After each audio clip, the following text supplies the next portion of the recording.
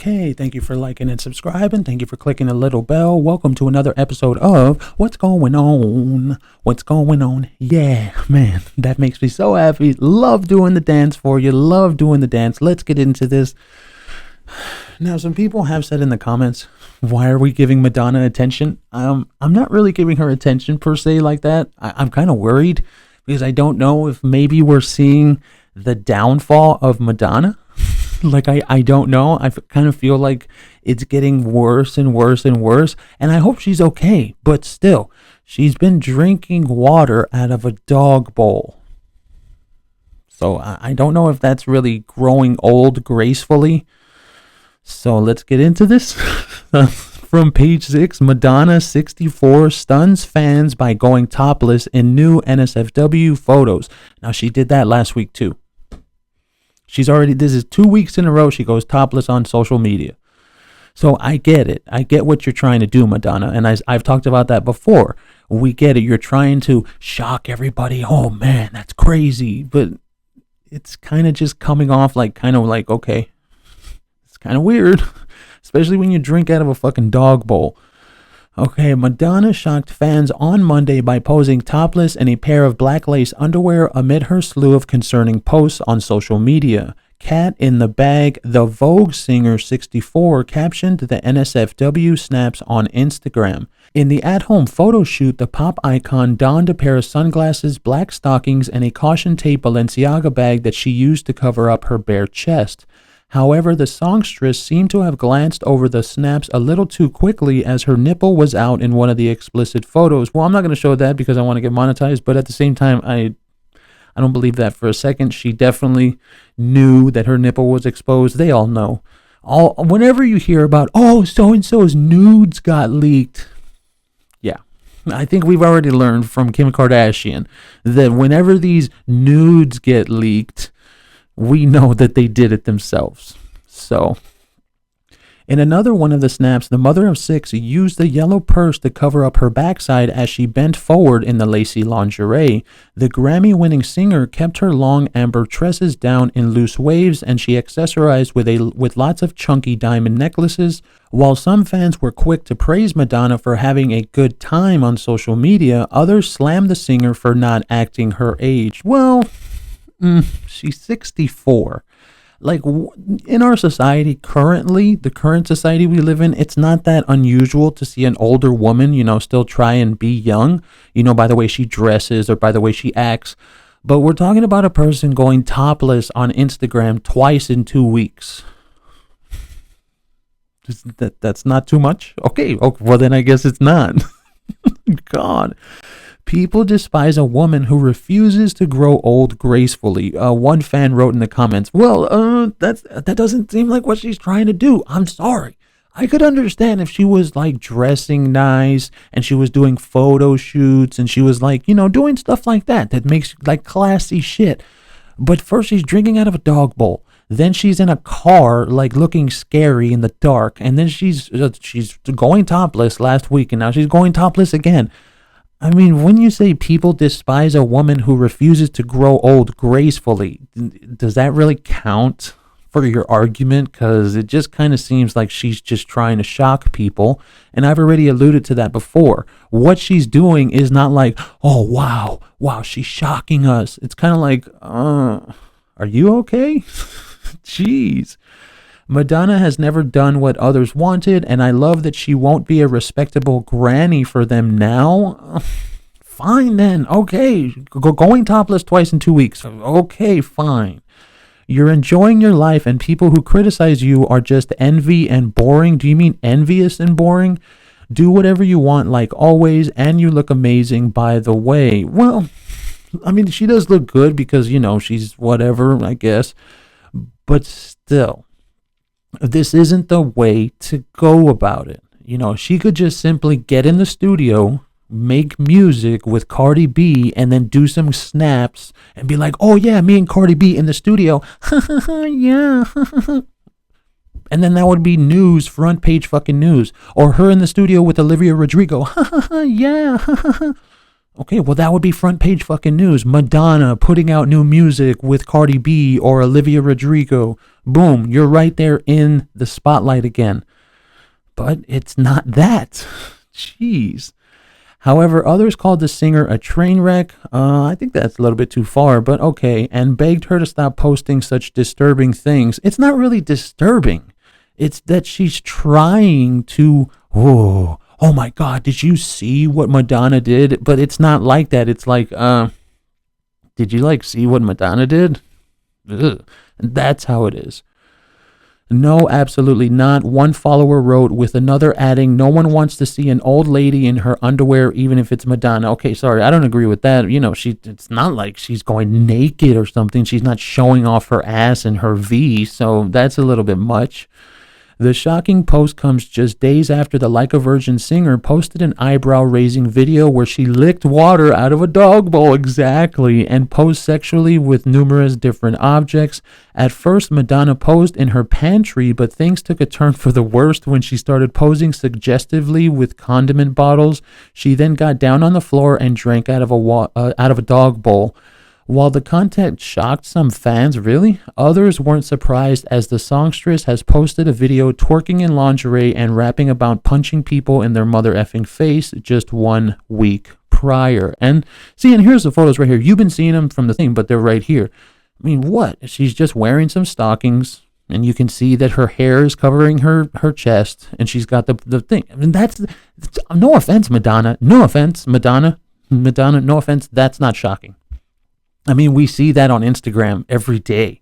You just look like another Instagram model putting out photos. So the next one, and then you see her there. You can see the lingerie on her butt, and the purse is covering it. Like, that's not shocking. Like, oh my God, look what she's doing. Like, it just looks like another Instagram model's picture or something. And then there she is there as well. That you could see Kim Kardashian doing that every day. So is it shocking? Is it, oh man, look what Madonna's doing? No, it's kind of like, look what Madonna's doing again. Okay, now, Amber Heard supporter and all-out crazy feminist, because you can see the picture, Julia Fox, this is from The Wrap. Julia Fox says she felt compelled to speak up for Amber Heard during Depp trial. This is going to damage women. Which women? See, and I've talked about this before. Which women? Are you talking about the domestic survivors? Because that's 80% of my subscribers. So they've told me in the comments over and over and over, they don't agree with you, Julia Fox. They don't agree with Amber Heard. They don't agree with the mainstream media. Which women? Huh, Julia Fox? Weirdo? Which women? You're talking about yourself. You're talking about Emily Ratajkowski. You're talking about the rich, entitled white women.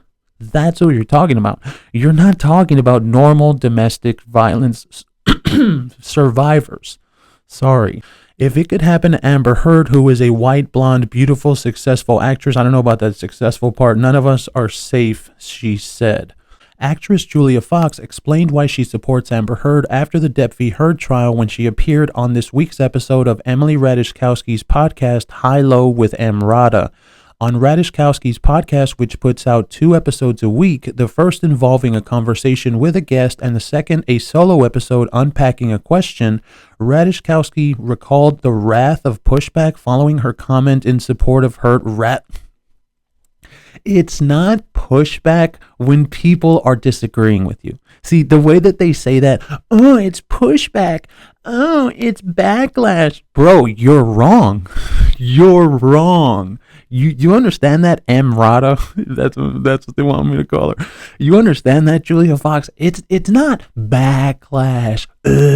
It's not pushback. Dude, you're wrong. And people are talking shit to you because you're wrong. See, and here's the real problem with that. The trial was over months ago. So after the trial, that should be it. Because I could guarantee you, if Johnny Depp would have lost and people like me were sitting here saying, no, the trial, it was one-sided and it was Johnny Depp was like the real winner, then like totally, people would be like, dude, can you shut up? The trial's over. She won. So why can't they accept it? Oh, because they're celebrities and they can never shut the fuck up and we have to hear what they have to say. Fucking cares. She recalled the wrath of whatever pushback she's talking about following her comment in support of Heard before asking Fox more about her stance on the domestic abuse surrounding the former couple. I feel like there is a little movement on TikTok where after all the documents were released and the people read everything and read his assistant or his manager's testimony, I feel like there was kind of kind of like a backtrack from where? What are you talking about, lady? What are you talking about? Stop taking that Adderall. Julia Fox, get off of the Adderall. What are you talking about? But still, the damage is done, Fox said. I did have to say something because if it could happen to Amber Heard, who is white, blonde, beautiful, successful actress. No, she's not successful, but okay. Because people say that she had no career. They just said that. She didn't. Had no career before, but she did. Where? She was in Zombieland and the Rum Diaries, and she was only in the Rum Diaries because of Johnny Depp. I don't know what you're talking about. She had over 10 movies, I think. You think, Julia? Julia, do you know? Or you don't know? You're not sure? You're not too sure, Julia? I'm pretty sure you're not. So it could really happen to none of us are safe. See, and that's what, listen, none of us. When she says us, the normal kind of narrative is supposed to be she's talking about women. She's not. She's not talking about you. She's not talking about the women that live in the flyover states, the way that they call it over there in Hollywood, that live in Texas, that live in Ohio, that live in Oklahoma. Ew, those flyover states. Bro, when she says none of us are safe, she's talking about rich, white celebrities. That's who she's talking about. Fox also incorporated other women's rights issues such as the recent overturning of Roe v. Wade and the struggle in the Middle East following the death of Masha Amini for not wearing her hijab properly into the conversation. Now, just a quick comment on that right there, the Iran thing. I love it how women in this country, they talk about how, oh, we're so oppressed. Oh, we're oppressed. Oh, and then you literally have women dying, being murdered in other countries for not wearing a garment on their head. But yes, ladies in this country, tell us how you're so oppressed, but yet in Iran, they're literally being murdered. Tell us, yes, American women. I just felt compelled to say something, she continued. I was like, yeah, you guys are making comments, but you don't realize this is going to damage women. You don't mean women, you mean you and your rich friends. All of humanity, all of the women in the world are going to suffer from this. Oh, really? All the women in the world are going to suffer from Amber Heard losing the trial? Hey, ladies, why don't you tell Julia Fox, tell her how you've suffered. Tell it in the comments. Tell Julia Fox how you've suffered since the trial was over and Amber Heard lost. Because apparently you've suffered. I don't know. Fox then responded to Ratajkowski's comment about how difficult it is for women to come out and describe such experiences of abuse. Well, it's difficult now because a lot of people have figured out that Amber Heard showed us you're lying. Not that hard to understand.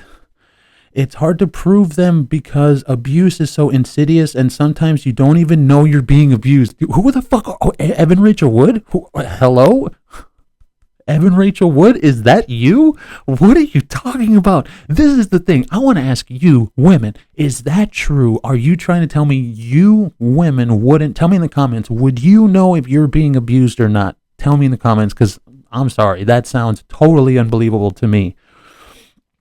She said, and sometimes you're being abused, but you don't want to see yourself as a victim, so you try and be tough and fight back, so then it can be like, oh, but no, we fight each other. Bitch, you know he whoops your fucking ass, like, stop. I only know because I've been there. So you're saying you've beat up a guy because you thought he was abusing you, or because he actually was? Because that's how she seems. And all of them, all the women that support Amber Heard, that's how they seem. They seem as if they would create abuse in their mind that doesn't actually happen. And just like Evan Rachel Wood did with Marilyn Manson, they seem like they would create abuse that isn't happening. And then they would get abusive. And then they would use that excuse that they created in their head as the excuse for them being abusive. You see? And that's how they all seem. Sorry. She added that she always supports women because so often people choose not to believe the woman when she opens up about an experience of domestic violence. Really? You sure about that? Because I got something for your ass on that one. You sure about that? You sure about that, Julia Fox? Because it's right here. Julia Fox slammed for defending OnlyFans model accused of fatally stabbing boyfriend. Are you sure about that, Julia Fox? So let's read it again. She added that she always supports women because so often people choose not to believe the woman when she opens up about an experience of domestic violence. Well, let me guess, Julia Fox. Let me guess what your Adderall-ridden brain thinks that OnlyFans model she was being abused to. Obviously, I always stand up for the women in this situation. Yeah, we know.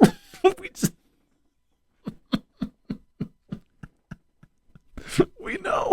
We can absolutely tell. Oh my God, in the situation, because I've been there and I know how lonely it is and how scary it is. Really, you've stabbed a dude before? Okay. How scary it is when people that you've known even your whole life are looking at you funny. She concluded, it's like I'm not a liar. Call me any name in the book, but a liar, that's not me. Okay, well, okay, fine. So let's see right here. Let's see. This is your statement on the abuse of Amber Heard to Johnny Depp. This is your comment, Julia Fox. Wrong. She never had the power to be abusive to him, in the relationship to be abusive to him. Did she hit him? Yes. Was it abuse? No. I don't even have to read the rest of the fucking comment. Did she hit him? Yes. Was it abuse? No. Now you perfectly know what type of person you're dealing with. That literally means that she believes in her Adderall-ridden mind that men have all the power in every single relationship. So even if you hit them, it doesn't matter. It's not abuse because you don't have power because you're a woman. Do you see? Do you see? What the fuck? And then look what she ends it with. You need to have power to be able to abuse it. You know where you learn that kind of shit? You learn that kind of shit in feminine studies classes in college. And the person that you're learning it from is like some woman that is 60 years old and she has gray hair and she's like a feminist prose community college professor. That's where you learn that stupid shit from. You need to have power to be able to abuse it. So you see that one sentence, right? That means in her mind, women never have power, which means they can never be abusive. Men always have power, which means they're always abusive. You see where they're going, where she's going with that? You see? So in her mind, even if a woman, which the OnlyFans model, which in her mind, the OnlyFans model had no power, okay? So when she stabbed her boyfriend, that's not abuse because the man always has the power. You see, and that right there is a simple excuse for any bad behavior that women like her do. So she's essentially excusing any kind of bad behavior done to a man because women never have power. So you can basically do whatever you want. That's exactly what she's saying. He clearly was always way more powerful, including physically and financially. What does financial power have to do with abuse? I don't even know. But physically, bro, they're the same size. If Amber Heard was wearing heels, she was bigger than Johnny Depp. What the fuck are you talking about, you Adderall-ridden brained person? What are you talking about? Okay, now we didn't get to watch the movie. We were supposed to, and we're going to do that. Like I said, we're going to do a thing where we plan a movie on a Saturday more than likely, and we all watch it together, and I'm going to be on live. But we didn't get to watch the Depp-Heard movie, but you have to read with me this review of the actual movie. This is from MovieWeb. Why hot take, the Depp-Heard trial was the most unnecessary movie of the year. Yeah, you think? The most watched celebrity trial of 22 has inspired an unexpected biopic that relives the drama of Depp and Heard's toxic relationship. Okay. If you didn't expect to see the most prominent celebrity trial of 22 turned into a film, you're not alone.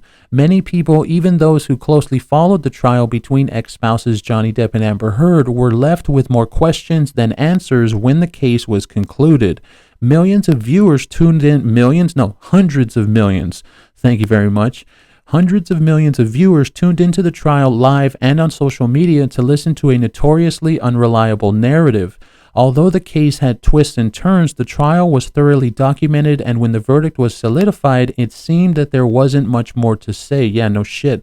Here's a quick summary of what went down. Okay. Who wrote this? Hold on. Rose McQuarter. Oof. Just add an S in there. McQuarter. Come back to me. I can do better. Here's a quick summary of what went down. In 2015, Depp and Heard married and began divorce proceedings a year later. During their divorce, Amber Heard claimed and revealed in multiple interviews that she had been abused by Johnny Depp.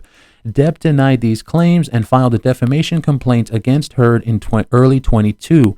After 2 months of hearings, the jury ruled that Heard's domestic violence claims were false and that she had defamed Depp. The situation, though entertaining, seems quite simple. So what does the film have to offer? Nothing? Here's exactly why Hot Take: The Depp-Heard Trial is the most unnecessary movie of the year. Tubi and Mar Vista fast-tracked the Hot Take production. Yeah, dude, the trial was, what are we in November? The trial was 5 months ago. This could have waited till next month, and it looks like shit. I'm sorry, even like the scenes that I saw at the beginning of the movie, it looks like shit. It looks like a porno, like a triple X movie. I can't say that word on here. Okay, the inspiration behind Hot Take: The Depp-Heard Trial is not particularly a deep one. According to Variety, Tubi's chief content officer Adam Lewison explained that the purpose of Hot Take was to capture a timely take on the story that became a part of the cultural zeitgeist. That means if you're seeking fresh insights into the situation, this film might not be the place to look. Well, that movie really isn't anything to look at, so I don't know about that. However, if you're looking for a refresher on the trial featuring TV actors Mark Hapka and Megan Davis, this may be the film for you. Yeah, nobody's looking for that either, because I don't know how you would think watching this movie would be better than going and actually watching the trial, because it's on YouTube. It's on Law and Crime's YouTube channel. I don't know what you mean. In the interview with Variety, EVP of Creative of Affairs at Mar Vista, Hannah Pellamar, says that Hot Take connects viewers to stories with this kind of social currency, what the fuck, and topicality that make watching them a must for any fan of pop culture. That's a bit of a stretch, but okay, we'll go with it. Tubi has presented the same trial details in TV movie format, relaying both Depp and Heard sides of the stories and reenacting parts of their relationship. The adaptation appears to present a similar conclusion as the original trial, that being that Johnny Depp and Amber Heard had a deeply toxic relationship. You really had to fucking go there. Look, I'm going to tell you straight up, I don't think that dude did anything. I don't think Johnny Depp did anything that you could really truly consider toxic and that you could really truly consider abusive. I don't. And if you want the real answer, the one that people have been saying about her, that any kind of abuse that she did, it's because she did it back. So if there was any kind of physicality, any kind of screaming on his part, anything, it was because he was doing it back to her. Because when it's abuse, that's when the person starts it. When it's reactive, like they're trying to say with her, no, he was reactive. But still, I say it again. What are you talking about? Are you talking about the fake kick on the airplane that they said happened?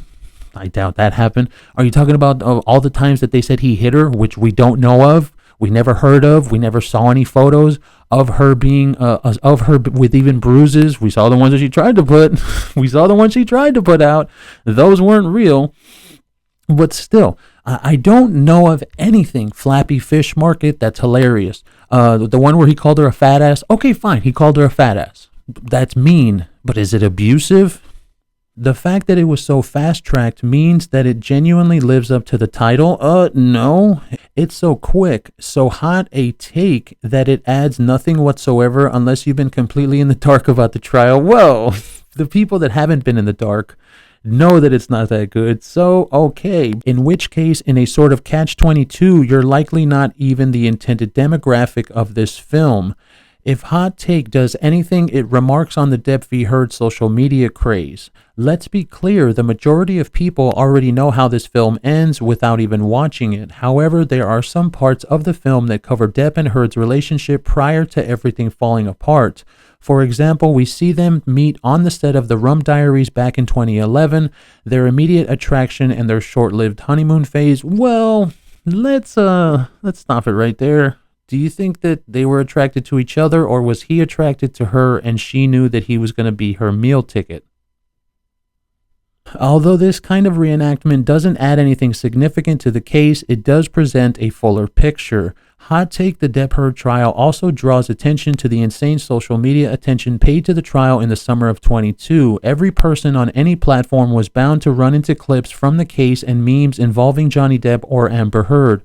We see fans react on either side and their own snippets of fleeting fame.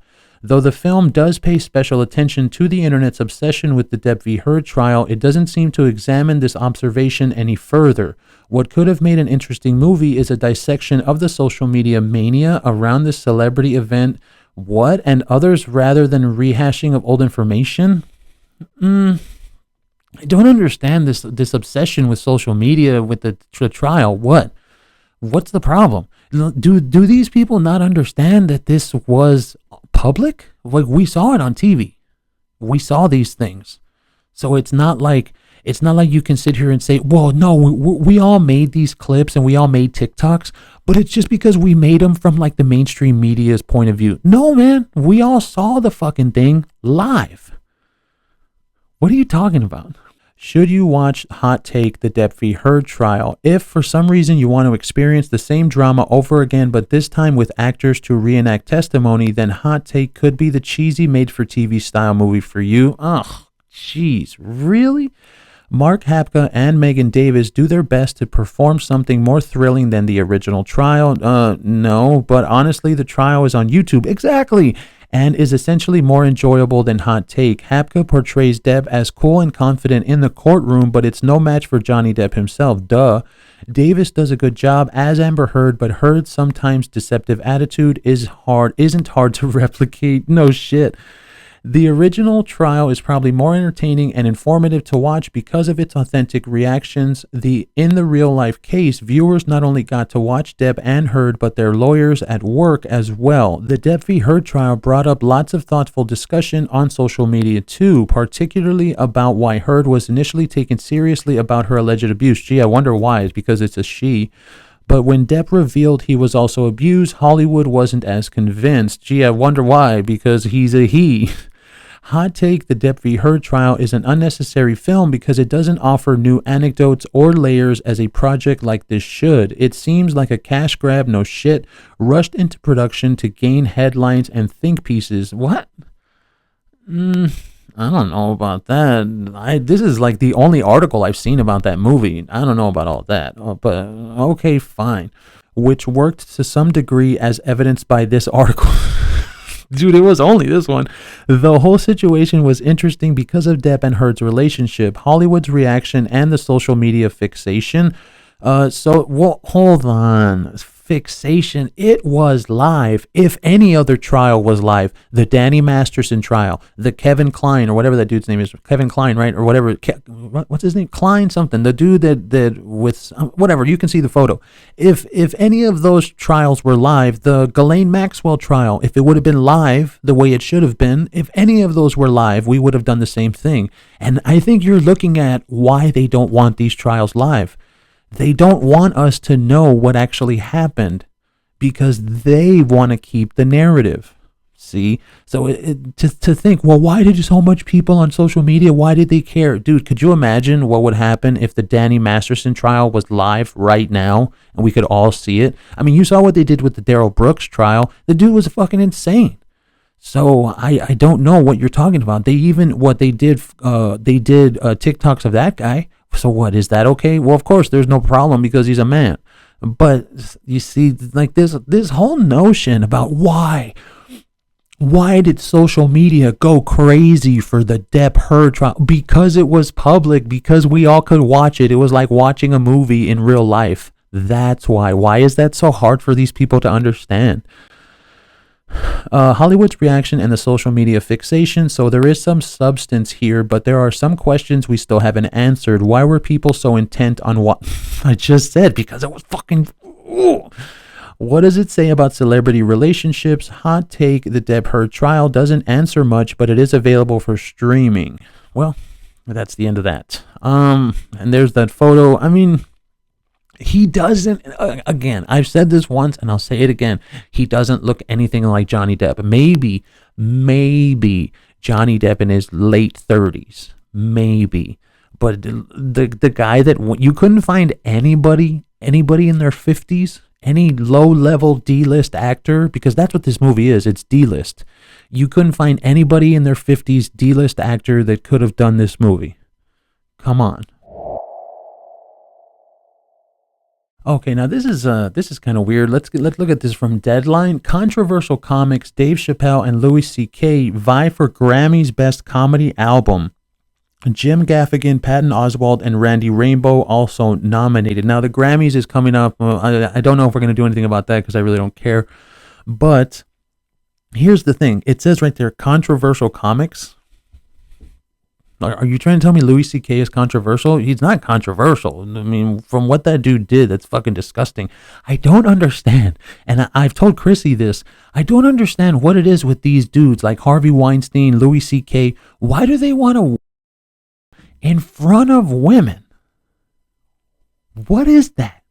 Like, you don't just want to bang a woman? You don't just want to get in bed with a woman? Like, you want to like in front of her and then in a tree? That's so weird. That's like, and that's why when you hear that, like when we hear the word sexual assault, you know what we think of. We think of like SVU shit, you know, where someone is actually being sexually assaulted. But then you find out all they wanted to do was in front of a woman. What the fuck? That's so weird. It's not even something you'd think that was pleasurable. Controversial, mistakenly thought to be canceled, comedians Dave Chappelle and Louis C.K. What? Dave Chappelle was never canceled. What are you talking about? Those stupid trans jokes? Okay, I guess. And Louis C.K. are among the Grammy Award nominees this year for Best Comedy Album. They'll go up against Grammy stalwarts Jim Gaffigan and Patton Oswalt and newcomer Randy Rainbow. Chappelle, who hosted Saturday Night Live last weekend to considerable pushback on his opening monologue. Oh, pushback. Oh, some people got mad on Twitter. A monologue about anti-Semitism is nominated for the comedy album version of his Netflix special, The Closer, which includes the jokes about the transgender community. And there you go. That's why they're all mad. That prompted GLAAD to state Chappelle's brand has become synonymous with ridiculing trans people. Dude, you know what? You want to know what? You can't tell jokes about anybody or you're, like it says, ridiculing them. Bro, that's the point of comedy. The point of comedy is to look at these people and say, you're fucking weird, bro. You're fucking weird. And we can tell people that on stage. Nobody is out of bounds. Nobody. Well, I remember in the 90s, it was gay people. In the 2000s, it was black people. In the 2010s, it was women. Now it's trans people. Come on, man. Like, you realize that it's just going to be, and then what, in 10 years, it's going to be another group of people you can't talk about. Fuck them all, man. Like, you can make jokes about whatever the fuck you want. As long as it's funny. Hey, man, Dave Chappelle's badass at that. Chappelle has been previously nominated for 3 comedy album Grammys, winning each time. 2018's Dave Chappelle, The Age of Spin, 2019's Dave Chappelle, Equanimity and the Bird Revelation, and 2020's Dave Chappelle, Sticks and Stones. He shared the Best Spoken Word album in 22 with Amir Suleiman for 846. CK's Story, the album of his tape, CK's Sorry, the album of his taped August 21 performances at New York's Madison Square Garden. Also, see, this is the thing right there. At New York's Madison Square Garden, we already know what Louis CK did. We know what he did. So don't get mad at the men of the society we live in. Get mad at whoever owns Madison Square Garden that's still giving him work. That's who you're supposed to get mad at, not at us. Don't get mad at men. Oh, it's men's fault that Louis C.K. still does work. No, it's not. Madison Square Garden gave him the job. It's not our fault. Also drew some backlash, from people on Twitter for what some perceived as the title's flippant response to the 2017 sexual misconduct allegations against the comedian. CK won last year's Grammy in the comedy album category for his Sincerely Louis C.K. In addition to Sincerely Louis C.K., the comic previously won Grammys in this category for Hilarious 2012 and Live at Madison Square Garden 2016. He was nominated in 2015 for Oh My God. Gaffigan's nomination for his comedy Monster album marks the comic's 7th Grammy nomination. Now, this is the thing. Have you noticed there's no women's names? We know, because we know how women comics talk. Amy Schumer goes up on stage. She talks about her vagina for like half an hour. And if you've ever seen an Amy Schumer special, by the end, you're already like, oh, can you stop talking about your vagina, please? And the more woke ones, I don't know the women's names, but they're women. And then they have like the men haircuts. Those women aren't funny at all. I'm sorry. There's those women that they look like men and they're like trans and shit. Those women aren't funny at all because they go up there and they make jokes for the people that they are. You see, like Amy Schumer makes jokes for women that drink wine every night and they're alcoholics, but it's like, I'm an alcoholic, but I'm a wine mom. No, you're an alcoholic. Sorry. And then those other people, the ones that they have men haircuts, they make the jokes. Their jokes are for the people that they are. That's why normal people don't laugh at any of that shit. Gaffigan's nomination for his comedy Monster album marks the comic's 7th Grammy nomination. Most recent was 21's The Pale Tourist. Tying him with Oswald, nominated for We All Scream, he also nominated in 21 for Love Everything. Oswald won the Grammy in 17 for his Talking for Clapping.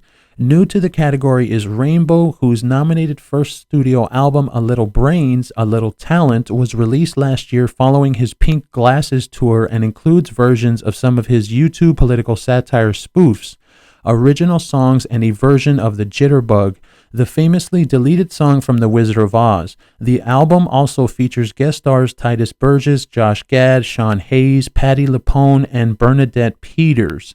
The Grammy nominee... Okay, yeah. And you see them right there. The Grammy nominees, The Closer, Comedy Monster, Little Brains, Little Talent, Sorry, and We All Scream. Well, the only thing I'm going to say is that I'm tired because like Louis C.K., we know what he did. Dave Chappelle, these people they're supposed to be canceled. But don't get mad at men. That's what all the articles always say. Oh, men. It's because of men that these men still have work. Don't blame us, bro. This dude just did Madison Square Garden. What the headline should say is, we need to blame Madison Square Garden for giving Louis C.K. Like, for me, do I care what he did? No. It's fucking weird, man. You want to in front of people and then a tree or whatever the fuck he did? That is weird, bro. You're fucking weird, bro. I don't understand why that's even a thing in your mind. But for Dave Chappelle, because he makes a few jokes, he's supposed to automatically be canceled by... Dude, nobody gives a fuck what those trans people on Twitter think. Sorry, nobody fucking cares. But they're supposed to be canceled. Don't talk to the normal people. Go talk to the people giving them jobs. Okay, great job. The next one we're doing is the John Leguizamo story. You should be able to find that one there. Remember, the main part is that this is an animated story. Okay, it doesn't matter. We're not going to be able to see them. Don't look at the camera. Get ready. 3, 2, 1. Okay, now we're going to finish it off with this from IndieWire. John Leguizamo calls out non-diverse Super Mario Bros. Casting. It's going backwards. For them to go backwards and not cast another actor of color kind of sucks. Leguizamo, who starred in the 93 live-action version of Mario Brothers, bro, that movie sucked. I'm sorry, John. I love John Leguizamo. I really, really do, especially his clown in the movie Spawn. But bro, no. John Leguizamo is saying Mamma Mia to the new Super Mario Bros. Casting. Leguizamo, who played Luigi in the 93 live-action film opposite Bob Hoskins, exclusively told IndieWire at the Menu premiere in New York that casting is going backwards with the upcoming animated feature film Super Mario Bros. Dude, the movie's animated. It's a voice. What are you talking about? The person's not going to actually be on screen. The movie made waves after it was revealed that Chris Pratt would be playing Mario opposite Charlie Day's Luigi. Neither actor is of Italian descent. Exactly. So you're talking about people of color. You're not talking about being proper, being correct to the movie, to the content. So I don't know if this is even the right complaint. Like, if you wanted to have the correct complaint, it should be, well, they need to be two Italian actors. Actors of color has nothing to do with this, so it's a stretch, bro. I'm OG.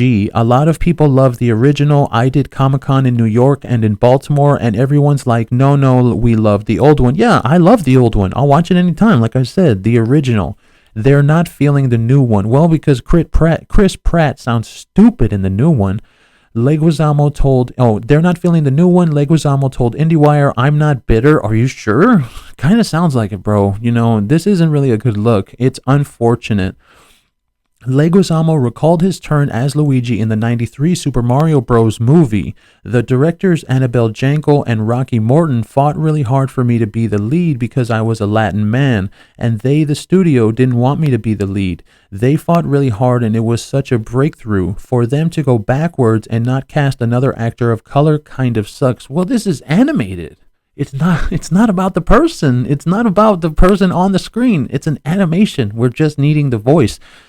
And I'm sorry to tell you, Chris Pratt, your voice fucking sucks, so you better fix it. Chris Pratt, if you're going to do this Mario Brothers thing, you better fucking fix that, because that sounded like shit. Leguizamo's The Menu co-star Anna Taylor-Joy voices Princess Peach in the upcoming animated revamp with Jack Black as Bowser, Seth Rogen as Donkey Kong, and Keegan-Michael Key. There's a person of color right there. Keegan-Michael Key as Toad. Dude, you are John Leguizamo. Bro, are you just mad because you didn't get Luigi? Come on, man. Come on, John. What are you doing? What are you doing here? Keegan-Michael Key as Toad. The movie premieres April 7th, 2023.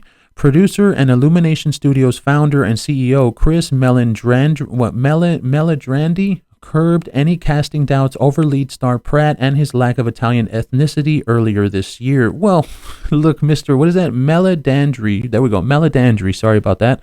Sorry, bro. You cast the wrong dude. Chris Pratt. I mean, this is still early. I know they're probably going to do reshoots. They're probably going to do re-recordings of the voice and shit, but Chris Pratt does not sound good, and I'm sorry. It's just the truth. We are collaborating with Chris and his experienced team to not just create a character licensed film, but a new piece of entertainment which brings Super Mario Bros. To life on screen and allows everyone to enjoy whether or not they know about the game. Meledandri said during the Cine Europe convention via Deadline, when people hear Chris Pratt's... When we heard it, it sounded like shit. What are you about to say, bro? What are you going to say? Oh, I want to see what this says. When people hear Chris Pratt's performance, the criticism will evaporate. We already heard it. We already heard his performance. The criticism will evaporate. Maybe not entirely. People love to voice opinions as they should. Meledandri continued, I'm not sure this is the smartest defense, but as a person who has Italian-American heritage, I feel I can make that decision without worrying about offending Italians or Italian-Americans. I think we're going to be just fine. Well, that's the end of that. And again, man, I don't think that John Leguizamo, like, I love the guy, amazing actor, but this is just the wrong thing. It has nothing to do with people of color. It's a voice thing. They're not even on the screen. I feel like John Leguizamo is just complaining that he didn't get the role of Luigi, but still, I love the guy. Hey man, great job. John Leguizamo's here outside. He wants to talk to you. Okay, that's going to be about it for today. Thank you for staying with me this long. Thank you for liking and subscribing. We will. Oh, don't forget. Yeah, we haven't had any donors lately, so that's why I haven't had any sponsors on the thing. But remember, the description, the GoFundMe is in the description. Make sure to go if you want to get a sticker on the show and sponsor the show. But yeah, like I said, thank you for liking and subscribing. Thank you for staying with me this long. We will catch you next time.